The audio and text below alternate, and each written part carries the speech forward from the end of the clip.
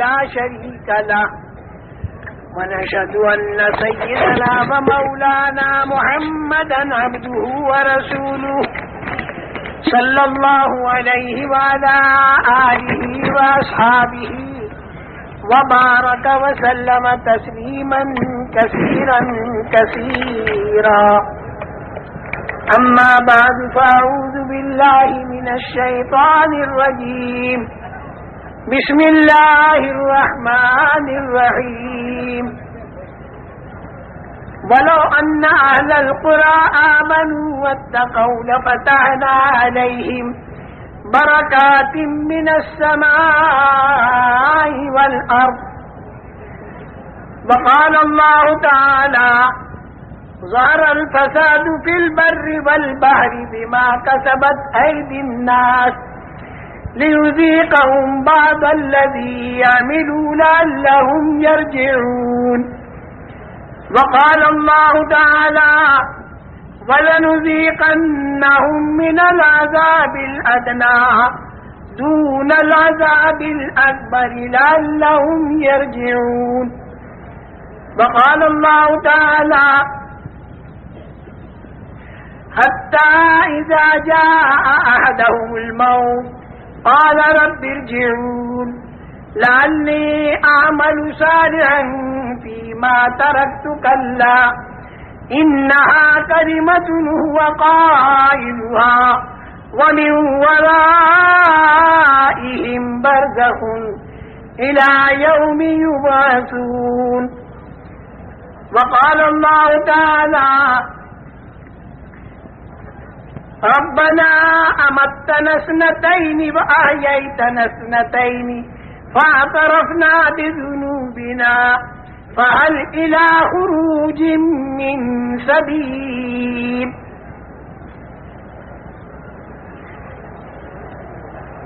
میرے محترم دوستوں اور بزرگوں،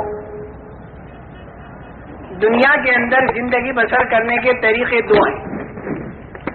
ایک طریقہ وہ ہے جو اللہ نے تجویز کر کے دیا، دوسرا طریقہ وہ ہے جو انسان خود تجویز کرے۔ انسان جو طریقہ خود تجویز کرے گا وہ صرف موجودہ زمانے کو سامنے رکھ کر تجویز کرے گا۔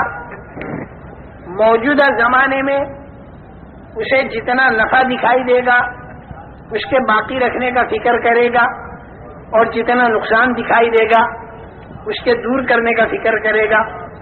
لیکن آئندہ جو زمانہ اس کے سامنے آتا جائے گا تو پھر اس کی رائے اور اس کی تدبیر اور اس کا طریقہ بدلتا چلا جائے گا۔ اس کے بعد پھر دوسرا زمانہ آئے گا تو پھر رائے اور طریقہ اس کا بدلتا چلا جائے گا، یہاں تک کہ آدمی کی موت آ جاوے۔ تو موت آنے کے بعد حالات ختم نہیں ہوتے، بلکہ حالات کا انتظام کرنے کا کی جو طاقت تھی وہ ختم ہو جاتی۔ عام طور سے یہ سمجھا جاتا ہے کہ موت آئی تو حالات ختم ہو گئے، خوشحال آدمی کی خوشحالی ختم ہو گئی اور بدحال آدمی کی بدحالی ختم ہو گئی، جو بیمار تھا اس کی بیماری ختم ہو گئی، جو بھوکا پیاسا تھا بھوک پیاس اس کی ختم ہو گئی، جو خوب کھاتا پیتا تھا تو خوب کھانا پینا ختم ہو گیا، عزت والے کی عزت ختم ہو گئی، ذلت والے کی ذلت ختم ہو گئی۔ اس لیے جب موت آتی ہے تو آدمی کی لاش کو قبر کے اندر دفن کر دیتے ہیں، تھوڑے دنوں کے بعد میں وہ مٹی بن جاتا ہے، آگے کچھ دکھائی نہیں دیتا۔ تو عام ذہن پوری دنیا کا یہ ہے کہ مر گئے تو ختم ہو گئی بات، حالات سارے ختم ہو گئے، جتنے بھی حالات اچھے یا برے ہیں وہ موت تک ہیں۔ لیکن ایسا نہیں ہے۔ ہمارا اور تمہارا پیدا کرنے والا خدا، جس نے اپنی قدرت سے تین تین اندھیریوں میں ماں کے پیٹ کے اندر اس انسان کو بنایا، جبکہ وہاں پر کوئی روشنی بھی نہیں تھی، ماں کا پیٹ تھا، بچے دانی تھی اور اس کے اندر ایک جھلی تھی، اس جھلی کے اندر لپٹا ہوا بچہ تھا، اور سارے اعضاء انسانی اللہ تعالیٰ نے بنائے۔ وہ بنانے والا اللہ وہ خود یہ بتا رہا ہے کہ موت کے بعد ایک لمبی چوڑی زندگی آنے والی ہے، جو مرنے سے پہلے والے کو دکھائی نہیں دیتی، لیکن وہ یقیناً ایک زندگی آنے والی ہے۔ انسان کے اوپر 4 منزلیں آنے والی، 4 منزلیں ہیں۔ ایک منزل تو ہے ماں کے پیٹ کی، دوسری منزل ہے دنیا کے پیٹ کی، तीसरी मंजिल है कब्र के पेट की, और चौथी मंजिल है आखिरत की, और वो आखिरी मंजिल है। उसके बाद फिर कोई पांचवी मंजिल नहीं। आखिरत में जो मकाम उसके लिए राहत का या तकलीफ का तय हो गया तो वो उसी मकाम के अंदर रहेगा। इसके बाद फिर कोई पांचवी मंजिल उसकी नहीं है। ये बात अलग है कि कोई ईमान वाला अगर अपनी बदआमालियों की वजह से जहन्नम में गया तो जहन्नम के अंदर वो पाक और साफ होकर और फिर वो जन्नत में चला जाएगा। लेकिन बगैर ईमान का जो आदमी होगा, जिसके अंदर ईमान नहीं होगा, जो कुफ्र वाला होगा और शिर्क वाला होगा, वो जब जहन्नम में जाएगा तो वो उसकी आखिरी मंजिल होगी और उसके अंदर से वो निकलेगा नहीं। ये 4 मंजिलें हैं इंसान पर। माँ के पेट की मंजिल में तो इंसान की जात बनी, उसकी आंख बनी, कान बने, जबान बनी, हाथ पैर बने, दिल दिमाग बना, फिर अंदर की सारी चीजें बनी। माँ के पेट के अंदर तो इंसान की जात बनी और उसमें इंसान को जर्रा बराबर इख्तियार नहीं था। लड़का बनना या लड़की बनना, काला बनना या गोरा बनना, खुद इंसान को बनने वाले को भी इख्तियार नहीं था और इसके माँ बाप को भी इसका इख्तियार नहीं था। ये बिल्कुल हमारे इख्तियार से बाहर मसला अल्लाह जल्ल जलालहू अम्मा नवालुहू ने इस इंसान को माँ के पेट के अंदर बनाया। इसके बाद दूसरी मंजिल है दुनिया की। दुनिया की जो मंजिल है, इस मंजिल में अल्लाह ने इस इंसान को हल्का सा इख्तियार मरहमत फरमाया और ये इख्तियार अजीब व गरीब चीज है। अल्लाह ने इस दुनिया में इंसान को हल्का सा भले और बुरे का इख्तियार नसीब फरमाया। जैसे इमली का बीज बोले या आम की गुठली बोले, आम की गुठली बोएगा तो आम का दरख्त तैयार होगा और इमली का बीज अगर बोएगा तो इमली का दरख्त तैयार होगा। इसी तरीके से ये इंसान यहाँ पर भला करे या बुरा करे, दोनों बातों में इख्तियार है। ये हाथ अल्लाह ने दिए हैं, जब तक रूह इंसान के अंदर मौजूद है तो इस हाथ पर आदमी को इख्तियार है इस बात का कि इससे सबका खैरात दे, इससे किसी रोने वाले को चुप करे, किसी के आंसू पोंछे, किसी को रोटी का टुकड़ा दे। और इस बात की भी अल्लाह ने इसे ताकत दी है कि इस हाथ से किसी पर जुल्म करे। दोनों ताकतें अल्लाह ने इस इंसान को दी है, भले की और बुरे की। देखो, फरिश्ता जो है वो तो मजबूर महज है, उसको तो जितना अल्लाह ने कह दिया वही करना होगा, उसके खिलाफ करने की फरिश्ते में ताकत नहीं। इसी तरीके से आसमान है, जमीन है, चांद है, सूरज है, सितारे हैं, ये जितनी मखलूकात है इंसान के अलावा, ये सारी मखलूकात मजबूर महज है, अल्लाह के अम्र के ताबे है। अगर हवा को अल्लाह हुक्म दे दे कि मामूल के मुताबिक चले तो हवा मामूल के मुताबिक चलेगी, लोगों के काम बनते रहेंगे। और अगर हवा को अल्लाह हुक्म दे दे कि वह मामूल से ऊपर होकर चले तो इसी हवा का नाम फिर तूफान बनता है और इससे जिंदगियां उजड़ जाती है। ऐसे ही पानी अल्लाह के हुक्म के ताबे है, जमीन अल्लाह के हुक्म के ताबे है और आसमान भी अल्लाह के हुक्म के ताबे है। जो हुक्म इन चीजों को मिलता है ये चीजें वही करती हैं, इसके खिलाफ करने की इनमें ताकत नहीं रखी।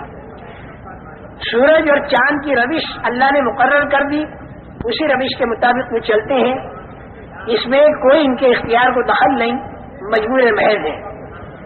जौन से आसमान पर फरिश्तों को सजदे का हुक्म हुआ वो फरिश्ते सजदा करते हैं, एक आसमान पर रुकू करते हैं, एक आसमान पर क़याम है, एक आसमान पर क़ादा है। हजारों साल से जो हुक्म मिला वो कर रहे हैं, उसके खिलाफ करने की ताकत फरिश्तों में अल्लाह ने नहीं रखी। ला यासून अल्लाह मा अमरहू व यफअलून मा युमरून। सजदा के लिए कहा तो वो सजदा ही करेगा, वो फरिश्ता फिर रुकू नहीं करेगा। फिर उसे अगर रुकू का हुक्म हो जाए तो रुकू ही करेगा, फिर वो सजदा नहीं करेगा, जो कहा जाएगा वो करेगा। लेकिन इंसान जो है वो ऐसा नहीं है। इंसान के अंदर अल्लाह ने दोनों ताकतें रखी हैं, फरमा बरदारी की भी ताकत रखी है और नाफरमानी की भी ताकत रखी है।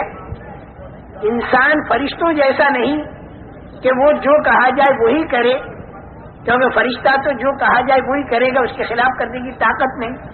और इंसान के अंदर दोनों ताकतें रखी हैं, फमिनकुम मोमिन वमिनकुम काफिर।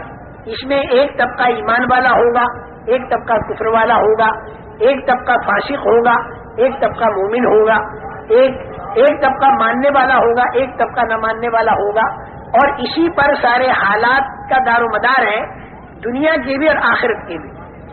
جتنے اس دنیا کے اندر حالات آتے ہیں وہ حالات کے لانے والے تو ہیں اللہ، عزت اور ذلت، کامیابی اور ناکامی، اطمینان اور پریشانی، خوف اور امن، بیماری اور تندرستی، موت اور حیات، طبیعت کے موافق حالات یا طبیعت کے خلاف حالات جو اس دنیا کے اندر آتے ہیں، اس حالات کے لانے والے تو ہیں اللہ۔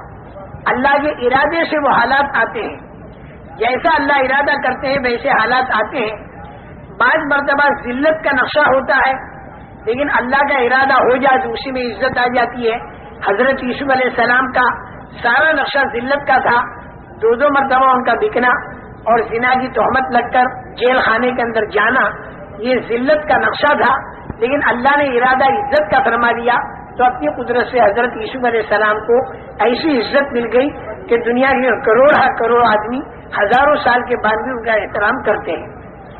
اور بعض مرتبہ نقشہ سارا عزت کا ہوتا ہے، لیکن اسی کے اندر اللہ تعالیٰ کا ارادہ ذلت کا ہو جاتا ہے تو پھر وہ آدمی ذلیل ہوتا ہے۔ جیسے قارون، سارا نقشہ اس کے پاس عزت کا تھا، لیکن اللہ جل جلالہ و من والہ نے اسے اتنا ذلیل کیا کہ آج دنیا کے کروڑ انسانوں میں کوئی شریف آدمی اپنے بیٹے کا نام قارون رکھنے کو تیار نہیں۔ تو میرے محترم دوستو، حالات جو آتے ہیں انسان پر وہ اللہ کی طرف سے آتے ہیں، اللہ ہی حالات کو لاتے ہیں، لیکن اللہ تعالیٰ کے حالات لانے کا ایک ضابطہ اور ایک قانون ہے۔ اللہ تعالیٰ جتنی ضابطے کی رعایت کرتے ہیں اتنی کوئی ضابطے کی رعایت نہیں کرتا۔ اللہ نے ضابطے بنا رکھے ہیں، ضابطے کی اتنی رعایت ہے کہ لئن اشرکت ليحبطن عملك ولتكونن من الخاسرین، یعنی معصوم سے معصوم تر شخصیتوں سے اللہ یہ کہتے ہیں کہ اگر شرک کیا تو اعمال سارے ختم ہو جائیں گے اور نقصان والوں میں تم بن جاؤ گے۔ آپ اندازہ لگاؤ کہ ضابطے کی اللہ کے ہاں کتنی رعایت ہے۔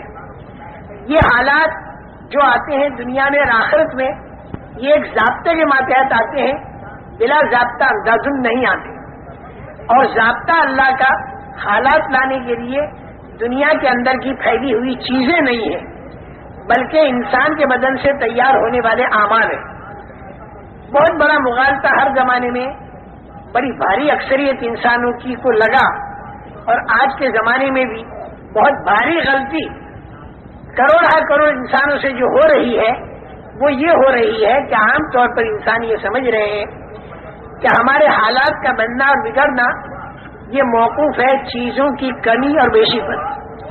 اگر چیزیں ہمارے ہاتھ میں زیادہ ہوں گی تو ہمارے حالات بنیں گے، اور اگر چیزیں ہمارے ہاتھ میں کم ہوں گی تو ہمارے حالات بگڑیں گے۔ یہ عام لوگوں کا ذہن ہر زمانے میں رہا، فرعون کا بھی یہی ذہن رہا، قارون کا بھی یہی ذہن رہا، اور جتنی نافرمان قومیں گزری ان سب کا ذہن یہ رہا کہ ملک اور مال، روپیہ اور پیسہ، سونا اور چاندی، دکان اور کھیت، یہ جتنی چیزیں ہمارے ہاتھ میں زیادہ ہوں گی اتنے ہمارے حالات بنیں گے۔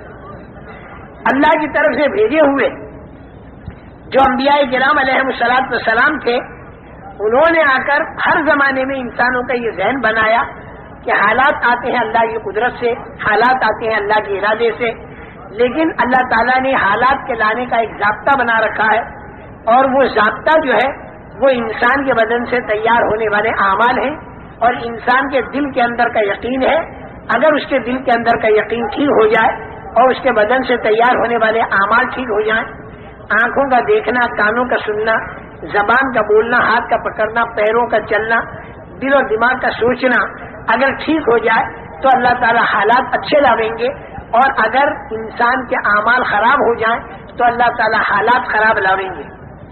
دوسرے لفظوں میں اس سے بھی آسان لفظ جو ہے وہ یہ کہ اگر دینداری ہوگی تو اللہ تعالیٰ کامیاب کریں گے، اور اگر بے دینی ہوگی تو اللہ تعالیٰ ناکام کریں گے۔ اگر دینداری کچے مکان والے کے پاس ہوگی تو اللہ کچے مکان والے کو کامیاب کریں گے، اور اگر بے دینی پکے مکان والے کے پاس ہوگی تو اللہ تعالیٰ پکے مکان والے کو ناکام کریں گے۔ لیکن ایک حیرت کی بات جو انسان کو حیرت میں ڈالتی ہے ہر زمانے میں اور آج کے دور میں بھی، وہ یہ کہ بہت سے دین والے، بہت سے ایمان والے، بہت سے اعمال والے، ان پر بھی تکلیفیں آ جاتی ہیں، اور بہت سے بغیر دین والے، بہت سے بغیر ایمان والے، بہت سے بے دین آدمی بہت سی مرتبہ دیکھے جاتے ہیں کہ وہ بڑے راحت میں ہوتے ہیں۔ اس کے بارے میں ایک بات اپنے ذہن میں بٹھا لیں، اصل کامیابی وہ ہے جو مل کر ختم نہ ہو، اور اصل ناکامی وہ ہے کہ جو آ کر ختم نہ ہو۔ ایک بات یہ ذہن میں بٹھا لیں، عام طور سے آدمی دیکھتا ہے کہ بے دین آدمی رشوت بھی لیتا ہے، جھوٹ بولتا ہے، دھوکہ دیتا ہے، غبن کرتا ہے، خیانت کرتا ہے، پیسہ اس کے پاس بہت ہے، کھانا کپڑا مکان سواریاں بہت مزے کے اندر ہے، تو آدمی سمجھتا دیکھو بے دین ہے لیکن پھر بھی کامیاب ہے۔ لیکن اللہ تعالیٰ اس کو ناکام کہتے ہیں، کیونکہ یہ جو کامیابی دکھائی دی جا رہی ہے، یہ کامیابی موت پر ختم ہو جائے گی، اور بعض مرتبہ موت سے پہلے ختم ہو جاتی ہے، اور موت کے بعد پھر جو ناکامی شروع ہوگی تو وہ ناکامی بڑی لمبی ناکامی ہوگی، بڑی لمبی۔ اگر آدمی حالت کفر یا شرک میں مرا تو پھر وہ ناکامی ایسی ہوگی جو کبھی ختم نہیں ہوگی، جس کو اللہ تعالیٰ خسران المبین کہتے ہیں۔ اور اگر وہ حالت ایمان میں مرا تو چاہے دنیا کے اندر اس نے کتنی تکلیفیں اٹھائی ہوں اور لوگ اسے ناکام کہہ رہے ہوں، لیکن اللہ اسے کامیاب بتائیں گے، کیونکہ اس کو بعد مرتبہ مرنے سے پہلے پہلے ایسی کامیابی مل جاتی ہے کہ جسے دنیا کے انسان بھی کہتے ہیں واقعی کامیابی ملی، اور بعد مرتبہ دنیا کے پہلے تو آدمی نہیں دیکھ پاتے، لیکن مرنے کے بعد سے جو کامیابی شروع ہوتی ہے تو وہ ایسی کامیابی ہوتی ہے جو کبھی ختم نہیں ہوتی۔ موت پر حالات ختم نہیں ہوتے، بلکہ موت پر حالات بڑھ جاتے ہیں۔ اگر مرنے کے بعد اچھا حال آیا تو وہ اچھا حال بڑھ جائے گا، مرنے کے بعد اگر برا حال آیا تو وہ برا حال بھی بڑھ جائے گا۔ جیسے دنیا کے حالات ہیں ویسے نہیں رہیں گے، دنیا کا جیسا اچھا حال ہے، موت کے بعد اگر کسی کو اللہ نے اچھا حال دیا تو وہ دنیا جیسا اچھا حال نہیں ہوگا، بلکہ وہ بڑا ہوا ہوگا۔ چھوٹے میں چھوٹی ادنا سے ادنا درجے کی جنت اگر اللہ نے کسی کو دے دی جو ایمان کے ذرے پر ملے گی تو وہ اتنی بڑی ہوگی کہ جس کے اندر جو پوری دنیا سے 10 گنا بڑی ہوگی، اور 70-72 اس میں ہوں گی بیویاں، اور 80,000 اس میں ہوں گے خدمت گزار، اور دودھ کی نہریں، پانی کی نہریں، شہد کی نہریں اور پاکیزہ شراب کی نہریں اس کے اندر چل رہی ہوں گی۔ سونے اور چاندی کی اینٹوں کے بنے ہوئے مکانات ہوں گے، ان کے جوڑنے کا گاڑا مشک کا ہوگا، اور جنت کی زمین کی مٹی زعفران کی ہوگی، اور پتھر اور کنکر ہیرے اور جواہرات کے ہوں گے، اور جو نعمت ملے گی وہاں پر کبھی چھینے گی نہیں۔ جنت میں جانے والا ہر آدمی جوان ہوگا، جوانی اس کی کبھی ختم نہیں ہوگی۔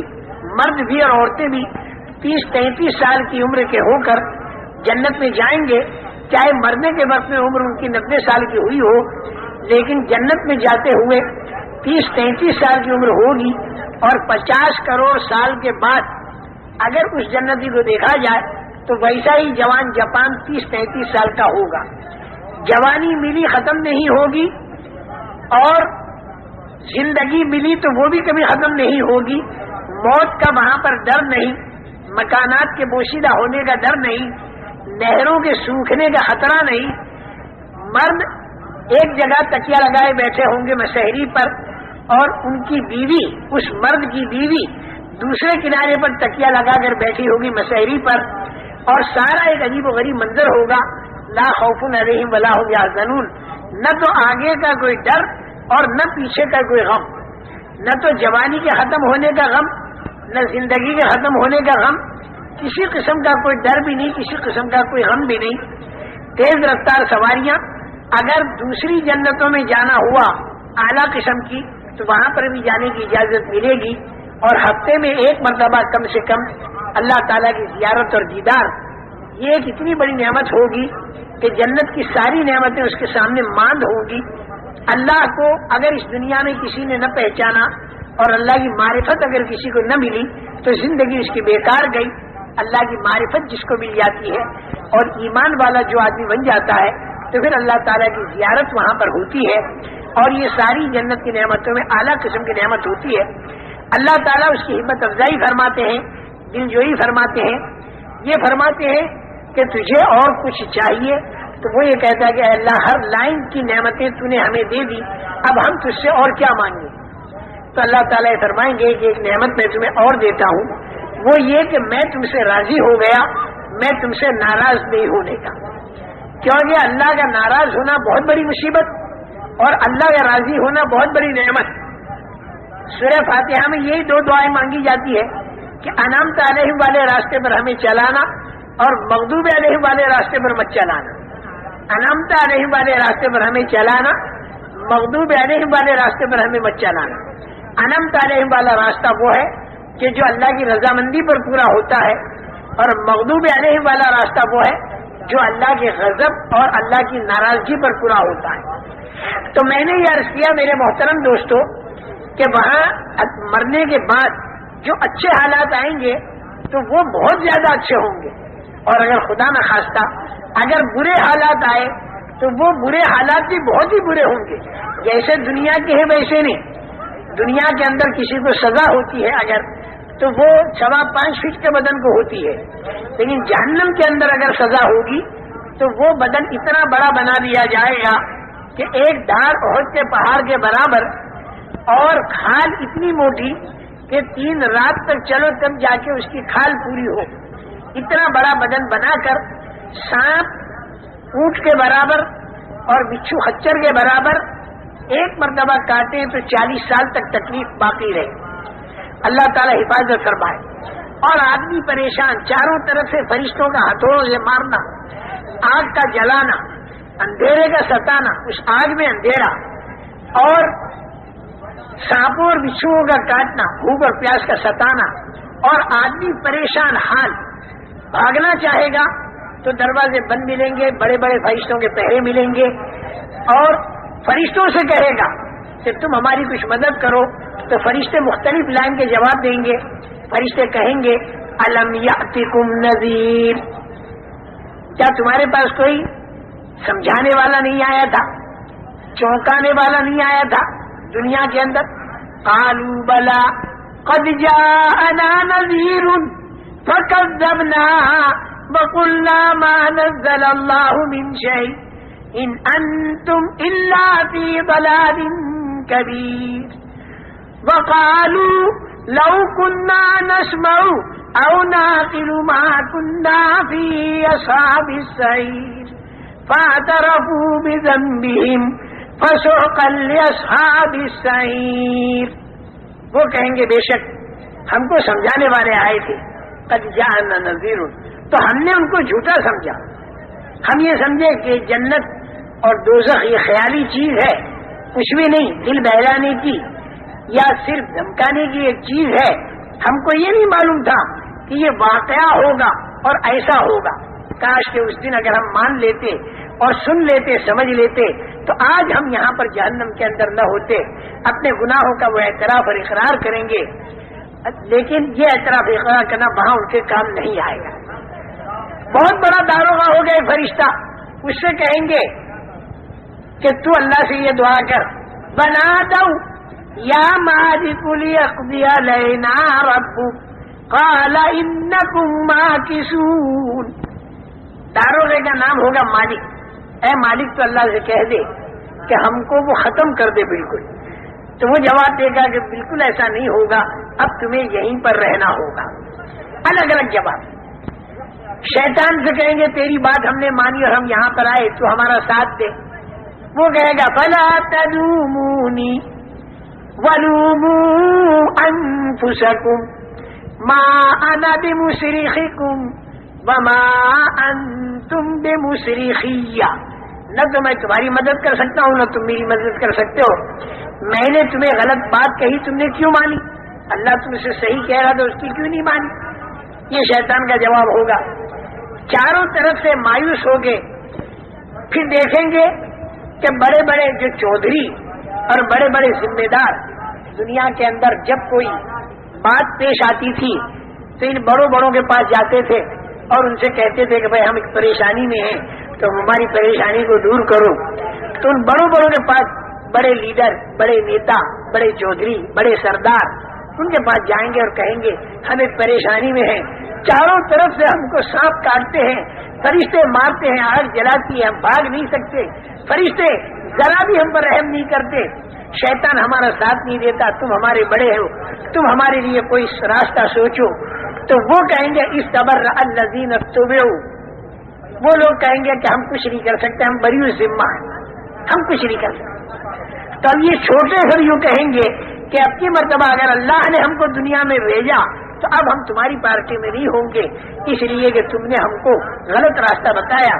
اور پھر وہ بددعائیں کریں گے، ربنا انا اطعنا سادتنا وکبراءنا فاضلونا السبیل ربنا آتهم ضعفین من العذاب ولعنهم لعنا کبیرا.